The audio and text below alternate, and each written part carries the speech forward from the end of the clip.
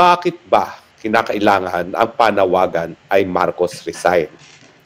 Nakita natin na kontrobersyal ito noong Setyembre 21 kasi yung mga nagpunta sa Luneta sa ilalim ng mga dilawan ay ayaw sumigaw na Marcos resign.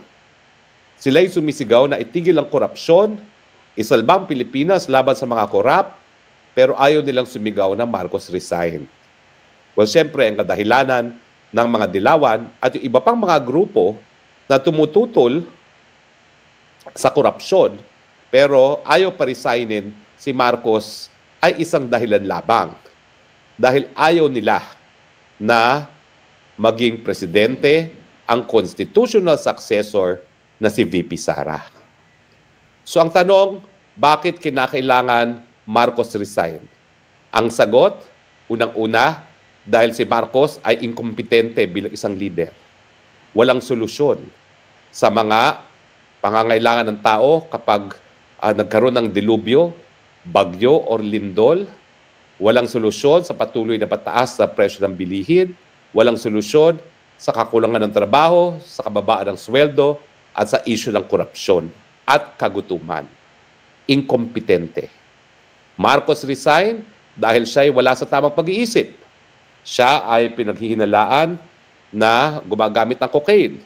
At hanggang ngayon, binibigo ang karapatan ng taong bayan sa impormasyon at hindi siya nagpapasinungaling sa mga paratang nito sa pamamagitan ng isang hair follicle test.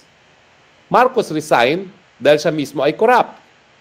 Dahil alam naman natin po na ang kanyang pamilya ay sinabi na nga ng Guinness Book of World Record na isa sa pinakakorap na pamilya na namuno sa kahit anong bansa sa buong daigdig. Marcos resign dahil talagang siya, gaya ng sinabi ni Tatay Digong, ay isang weak leader.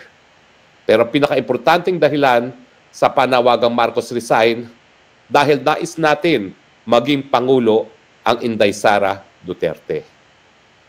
Alam niyo po, hinahangaan ko si Inday Sara Duterte dahil siya mismo ayaw magsabi ng Marcos resign. Yan po ay dahil sa kanyang delikadesa na dahil siya ang constitutional successor, hindi naman dapat na itulak niya ang kanyang pagiging presidente sa panawagan ng Marcos resign. So naiintindihan ko po yun kung bakit hindi siya nananawagan ng Marcos resign. Dahil ayaw niyang itaas ang sarili niyang bangko dahil siya nga ang tatalagang susunod na presidente kung tuluyan na nga magbitiw si Marcos. Pero wag po natin isipin na yung delikadesa ni Inday Sara ay isang ebidensya ng vacuum in leadership. Hindi po. Alam na alam bilang abogada ni Inday Sara Duterte na kapag ang Marcos ay nawala sa posisyon, either dahil sa resignation, sa kamatayan, or sa sakit na hindi na siya makaka-recover, siya at siya lang ang pwede maging presidente. So sa kanya, bagamat talagang wala ng karapatan mamuno ang Marcos dahil sa pinatunayan niyang incompetence at kawalan ng tamang pag-iisip, hindi niya sasabihin yon, hindi manggagaling sa bibig niya yon dahil nga po sa delikadesa ni Inday Sara Duterte. Pero hindi po ibig sabihin yan na hindi niya alam ang kanyang responsibilidad. Ang pinakamalapit sa naprueba sa aking karanasan kay Inday Sara ay ang sinasabi niya na kahit ano pang mangyari, siya ang constitutional successor. At ang sinasabi niya sa kanyang ama nung panahon na pinipilit niyang mag-resign si VP Sara hindi lang bilang kalihim ng DepEd kundi ng Vice President, yung sinabi ng tatay niya sa kanya na kapag siya'y sumumpa sa katungkulan, gagawin niya yung katungkulan, no? Kung kinakailangan talaga. No? At ang sabi nga niya, nung tinatanggihan niya yung sinasabi ng tatay niya na mag-resign din siya as a VP, hinalala ko ng taong bayan para maging kapalit ng presidente. Kung mawala ang presidente, kinakailangan igalang ko yung tiwala ng taong bayan ibinigay sa akin. Pero dahil hindi nga power-hungry si Inday Sara at hindi naman siya atat na mag-take over sa lahat ng problema na ginawa ni Marcos Jr., lalong-lalo na dito sa problema ng korupsyon na naging systemic na at naging bahagi na nga ng kultura, lalong-lalo na sa Malacanang at sa Kongreso, siyempre, hindi naman siya eager beaver para sumunod na presidente. Yan po ang dahilan kaya hindi pa nababanggit ni Inday Sara ang Marcos resign. Pero importante po sa lahat sa atin na naniniwala sa demokrasya na panindigan ang Marcos resign. Kasi nga po, ang mga dilawan, unang-una, sinabi na po yan ng apo ni Cory Aquino, na doon sa Luneta, wala bang Marcos resign dahil ayaw nila mag-take over si Inday Sara Duterte. At sino pang ayaw mag-Marcos resign? Ang supporters pa rin ng Marcos, lalong-lalo na ni Amy Marcos. Dahil si Amy Marcos mismo ay hindi nananawagan ng pagbibitiw ng kanyang kapatid. Tinitira niya ang kanyang pinsan na si Martin Romualdez at dito nga sa iskandalo ng flood control, para bagang ang responsibilidad sa korupsyon ay tumitigil lamang kay Martin Romualdez. Hindi po ang responsibilidad sa korupsyon sa flood control. Umaabot po yan sa presidente. Dahil presidente unang-una nagtalaga kay Martin Romualdez dyan, na siya naman nagtalaga rin doon sa Zaldico, na si Marcos Jr. ang gumagawa ng pantaunang budget kung saan lahat ng mga ninanais sa proyekto ng mga congressman at senator ay nakapaloob. At si Marcos Jr. din ang hindi nagveto sa mga insertions na ipinasok ng mga congressman at senatong. At siya rin ang pumirma ng batas ng pangtaunang budget na pinanggagalingan ng kinukurakot ng mga politiko. So the Marcos, the buck stops with Marcos, pati po dito sa korupsyon ng flood control. Kaya nga po ako nagtataka kung bakit, bagamat hinahangaan ko si Chis Escudero, abay yung katalumpati niya, ang tinutumbok lang niya si Martin Romualdez. Ako rin po, respeto ko si Ping Lacson. Pero bakit parang ang pananalita ni Ping Lacson, abay walang kinalaman ang Marcos Jr. dito sa korupsyon ng flood control. At parang ang gusto lang ni Ping Lacson ay tumigil kay Martin Romualdez at yung mga kapwa niya mga senador. Hindi po. Kung talaga tayo ay seryoso sa kampanya laban sa korupsyon, ang tutumbukin pa rin sa korupsyon sa flood control at sa DPWH ay ang Marcos Jr. Pero balik po tayo, bukod sa dilawan, ang hindi nananawagan sa pagre-resign ni Marcos ay si Amy Marcos dahil alam niya na bilang kapatid, gusto niyang matapos ang termino ng kanyang kapatid at sa pananaw ni Amy Marcos at siguro ng buong angkan ng Marcos na nais pag-isalbang pangalan ng Marcos, ang naninira sa pangalan ng Marcos ay si Martin Romualdez. Hindi at saka si Liza Araneta. Yan naman po ay sinabi na mismo ni Amy Marcos. Pero hindi po totoo yun. Dahil ang hinalal na presidente ay ang kapatid niya. At kung siya ay pumayag na ang humawak ng kapangyarihan ay si Martin at si Liza Araneta, wala pong dapat sisihin na iba kung hindi si Marcos Jr. Kaya nga po, nagkakaroon ng hidwaan doon sa mga bumabatikos sa gobyerno ni Marcos dahil maraming kakampi talaga si Amy Marcos at hindi nila maging panawagan ang Marcos resign. At yan naman po yung katotohanan dahil si Amy Marcos bilang kapatid nais matapos ang termino ng kanyang kapatid. Bagamat kung todo suporta siya siguro kay BP Sara pagdating ng 2028 elections. Pero sa ating sambayan ng Pilipino, hindi na natin kayang mag-antay hanggang 2028. Tignan nyo na po nangyari sa ating ekonomiya. Nag-all-time low na po ngayon ang stock market. Yan po yung barometer kung paano kasigla ang ating ekonomiya. Malnourished na po ang ating ekonomiya. Bakit naman hindi babagsak ang ating ekonomiya?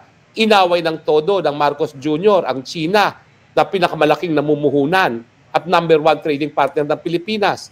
Natural. Kapag inaway mo ang number one trading partner ng Pilipinas, mas kakaunting saging, mas kakaunting durian ang bibilihin ng China sa atin. At ngayon po, yun nga po, nangyari na. Bumibili na sila ng saging, ng durian, pati ng coconut sa Vietnam instead sa Pilipinas. At syempre, dahil inaaway natin ang numero unong nagbibigay ng turista dito sa ating parte ng daigdig sa Southeast Asia, natural, halos wala ng Chino na pumupunta sa Pilipinas. Dahil nga po, sinasabihan na mismo ng gobyerno, wag na wag kayong pumunta sa Pilipinas dahil tatargeting kayo dyan bilang kalaban ng mga Pilipino. So kahit anong gawin ng ating kalihim ng Department of Tourism, kahit magkano pang gastos nila for tourist promotion, kapag sinasabihan ang mga Chino ng kanilang gobyerno na wag pumunta sa Pilipinas at hindi kayo ligtas dyan, walang mangyayari. Now, meron pang pong mga pangatlo na ayaw sumigaw ng Marcos resign. Ito po, yung mga ayaw BP Sara, pero ayaw din kay Marcos at ang gusto, yung mga walang mandato ang maging leader. Ito po yung nagnanais na magkaroon ng junta. Ano ba ho yung junta? Well, alam niyo po kasi, ang junta, ibig sabihin dyan, militar ang mamumuno. Kasi sa totoo lang, dahil ang may hawak ng baril ay mga militar, syempre, pag sila'y nagpatalsik ng gobyerno, sila magmumuno at ito nga po ang model doon sa mga karatig bansa natin, gaya ng Thailand, na talaga naman po wala ng demokrasya dyan. Talagang militar po nagro-rule dyan sa mulat mula at ngayon po sa Burma. So, bakit ayaw ng mga pro-junta si BP Sara? Kasi ayaw nila si BP Sara, full stop. Ayaw nila sa Duterte. Karamihan ng supporters dito sa junta ay mga militar na talaga naman ang pag-iisip ay pabor sa mga Amerikano. Sila yung mga amboys na sa ating militar. Sila po talaga bilang kabahagi ng hukbong sandata siguro ay talagang hindi na masikmura ang korupsyon. Pero dahil sa kanilang brainwashing na ang tanging magsasalba sa ating bayan ay mga Amerikano, ayaw nilang isang Duterte dahil ang perception nila ang Duterte ay papanig sa China at hindi sa Estados Unidos. Hindi naman nila naiisip na kapag pumanig ang Pilipinas sa China, lalong-lalo na pagdating sa ekonomiya at sa turismo, yan ay dahil magdudulot ito na mas maraming pagkain sa hapagkainan ng mga Pilipinong mga pamilya. Pero itong mga grupong ito, dahil nga po sila ay bulag-bulagan at sunod-sunuran sa mga Amerikano at ginagamit ng mga Amerikano, alam nila na talagang kung hindi sila magpapalit ng gobyerno, sa pilitang mapapaalis si Marcos sa posisyon. At kesa naman mag-take over ang mga Duterte, gusto nitong mga pro-Americans neto na mga maka-Amerikano na ang mag-take over. Kaya nga po naririnig nyo dyan, oy, may mga bali-balita na Gibo Teodoro at Browner daw ang uupo sa junta.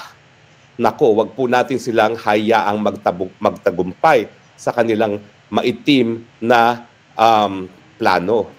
Dahil importante pa rin po na kung magkakaroon ng bagong gobyerno, dapat meron pa rin basbas ng taong bayan. That's how democracy works. Hindi po pwedeng mamuno ang walang mga mandato. Kaya nga po ako, miski ako ay nahalal na nung minsan, rinirespeto ko rin po ang mga taong ina-appoint ng presidente kasi after all, ang mga appointee sa presidente ay beneficiary ng mandato ng taong bayan. At sa demokrasya, ang importante, yung mandato na nanggaling sa taong bayan na ikaw ay po pwedeng mamuno. So makikita natin po malinaw. 3 puwersa po ang tututol sa Marcos resign. O siguro 4.